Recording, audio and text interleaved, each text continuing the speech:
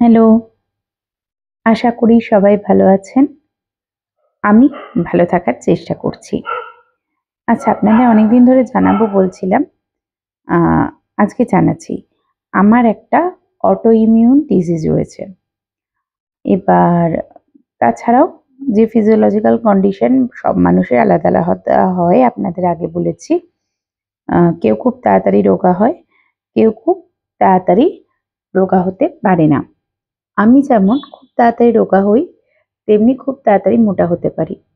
কদিন আমি যদি নিয়ম না মেনে বাঁধন ছাড়াভাবে চলি, তাহলেই আবার আমি বেশ ভালো ফুলে যাব এবং আ সেটা দেখাও যাবে। বর্তমানে আমি প্রায় ২০ কেজি ওয়েট কমিয়ে ফেলেছি। এবার আমাকে একটু মেইনটেন্যান্স ডায়েটের দিকে যেতে হবে। সেটা নিয়ে একটু এক্সপার্ট দের পরামর্শ নিতে হবে এবং তার সাথে একটু বডিটাকে টোন করার জন্য আম এক্সারসাইজ করতে হবে। অবভিয়াসলি আমার যা এক্সারসাইজ স্যুট করবে সেটাকে আমার বেছে নিয়ে একটু স্ট্রেংথ এক্সারসাইজ করে বডিটাকে টোন করতে হবে। তো এগুলো তো বলবো। যে বিষয়টা আমি বলছি, অটোইমিউন ডিজিজ কি? বিভিন্ন মানুষের বিভিন্ন ধরনের অটোইমিউন ডিজিজ থাকতে পারে। অনেকগুলো যে সমস্ত রোগগুলো ইমিউনিটি দ্বারা কম্প্রোমাইজ বা আপনার ইমিউনিটি আ টাকে মানে চকমা দিতে পারে বা বোকা বানাতে পারে, সেরকম কিছু রোগ আমাদের থাকে। তো আমার যে অটোইমিউন ডিজিজটা রয়েছে সেটা খুব আনকমন। আ সেটার একটা খটোমটো নাম রয়েছে। যারা আমার বন্ধু সেই নামটা উচ্চারণ করতেই পারি। কিন্তু সেটা হলো হাইড্রোডেনেস্টিস সুপারটিভা। এটার নামটা অনেকেই শোনেননি। শোনার কথাও নয়। রেয়ারেস্ট ডিজিজ এক ধরনের। যারা আমাকে অনেক ছোটবেলা থেকে জানে তারা জানে আমার টিনেজ এজ থেকে আমার যে অ্যাক্সিলা আ সেখানে কিছু অ্যাবসেস এর মতো হয়, ফর্ম করে এবং সেগুলো ভেরি মাচ পেইনফুল।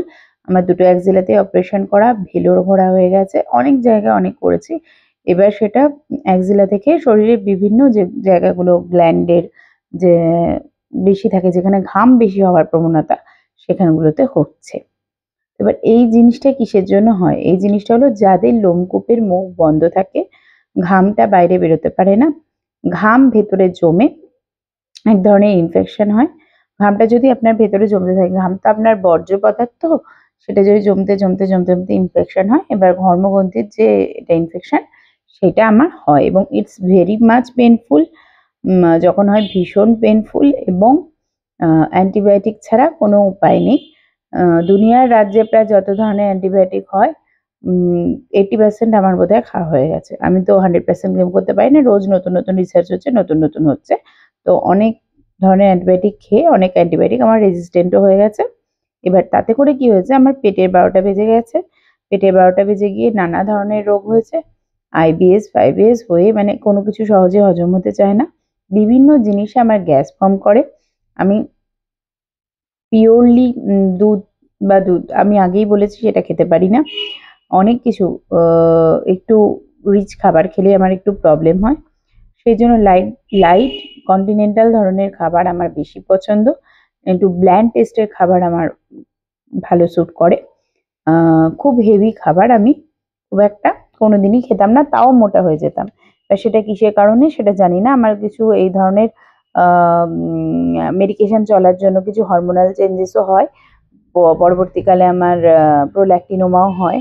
এটা যারা মেডিকেল টার্মিনোলজি জানেন তারা জানেন।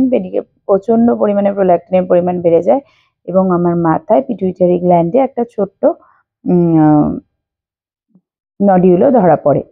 পরে সেটা কমে যায়। তারপর আমি প্রেগন্যান্ট হই। ব্লা আরো অনেক গল্প আছে। আমার রোগের ব্যাখ্যা আমি দিতে চাই না। এরকম কিন্তু অনেক মানুষের অনেক রকম রোগের ব্যাখ্যা আছে। আমি সবসময় হাইপোটেনশন এর রোগী।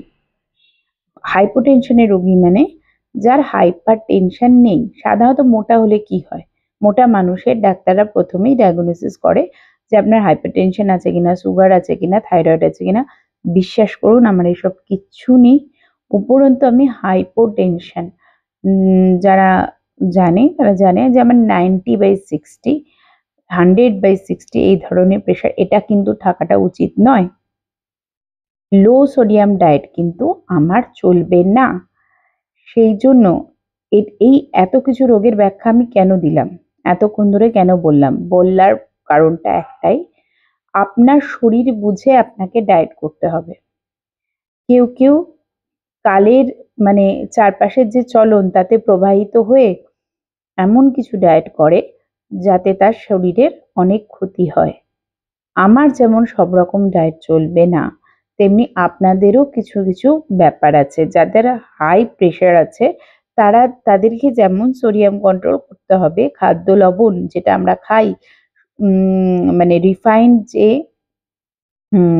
নুন, সেটা যেটা আমরা খাই সেই নুনটা যেমন তাদের কন্ট্রোল করতে হবে, তেমনি আমার মতো যারা হাইপোটেনশন আছে তাদের কিন্তু লো সোডিয়াম ডায়েট চলবে না। আবার আমার থাইরয়েড নেই, আপনাদের যাদের যাদের থাইরয়েড আছে তারা কোনোদিনই হিমালয়ান পিঙ্ক সল্ট জাতীয় জিনিস খাবেন না। শুধু থাইরয়েড থাকুক বা না থাকুক, হিমালয়ান পিঙ্ক সল্ট বা নন আয়োডাইজ সল্ট কিন্তু আপনার ক্ষতি করে। নন আয়োডাইজ সল্ট খাবেন না। আয়োডিন আমাদের জন্য ভীষণ পরিমাণে দরকার। যখন আমাদের দেশে আয়োডিন ডেফিসিয়েন্সি ধরা পড়ল, তখন সেটাকে দূর করার জন্য সরকার থেকে নিয়ম করা হলো যে জিনিসটা মানুষ রোজকার খাবারে খায়, সেইটা যেটা ছাড়া মানুষ খাবার খেতে পারবে না, তার মধ্যে আয়োডিন ইনফিউজ করা হবে যাতে মানুষের মধ্যে আয়োডিন ডেফিসিয়েন্সি দূর করা যায়। সেটা কিছু ভাবনা চিন্তা করেই করা হয়েছে যাতে আপনার আয়োডিন ডেফিসিট না হয়। সুতরাং নন আয়োডাইজ সল্ট খাওয়াটা কোনো কাজের কথা নয়। সবসময় আয়োডাইজ সল্ট যেটা পাওয়া যায় সেটা খাওয়ারই চেষ্টা করুন, এটা আমি বলছি। আর লো সোডিয়াম ডায়েট সহজে ফলো করবেন না, এতে কিন্তু অনেক সময় হার্ট অ্যাটাকের রিস্ক বাড়িয়ে দেয়। লো সোডিয়াম ডায়েট সবার জন্য নয়, যেমন আমার জন্য নয়, তেমনি যারা নিজের বডিকে ফুল চেক আপ আগে করুন, তারপরে কিন্তু প্রপার একটা ডায়েট করার চেষ্টা করুন। ডাক্তার দেখান, সুস্থ থাকুন, ভালো থাকুন।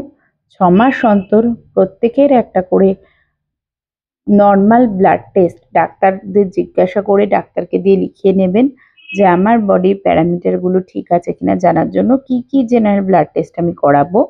কিছু হরমোনাল টেস্ট আছে, কিছু ব্লাডের কালচার টেস্ট আছে, সেই টেস্টগুলো করাবেন।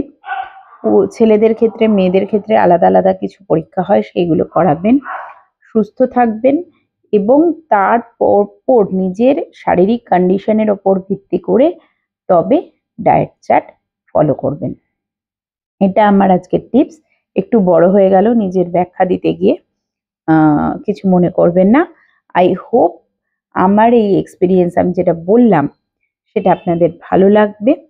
আর যদি আমার এই এক্সপিরিয়েন্সটা আপনাদের ভালো লেগে থাকে, আমার এই কথাগুলো আপনাদের কাজের কথা বলে মনে হয়, তাহলে আপনারা আমার এই চ্যানেলটাকে ফলো করবেন আর একটা ছোট্ট কমেন্ট করবেন আপনাদের ভালো লাগছে কিনা, তাহলে আমি উৎসাহ পাবো আর এই ধরনের ভিডিও বানাবো। আজকের মতো এ পর্যন্তই। আজকে চলি, টাটা।